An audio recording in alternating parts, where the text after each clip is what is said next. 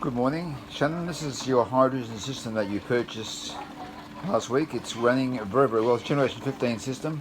It's currently running at 30 amps, which is probably more than you actually need for your vehicle. But you can see the gas production is really good. It's running on the modified DC circuit, producing probably about 3 litres of gas a minute right now. You can see the ammeter there is showing 30 amps.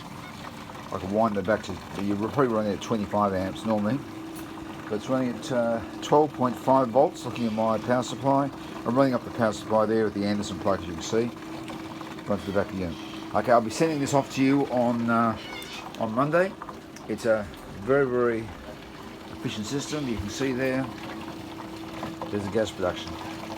Okay, I'll speak to you soon. Have a good day. Bye.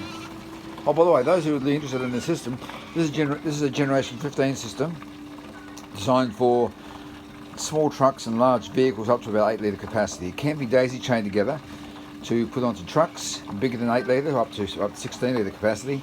It's a very, very efficient system, this one. Okay, have a good day. I can be contacted on 040 317 7183. I'll speak to you soon. Bye.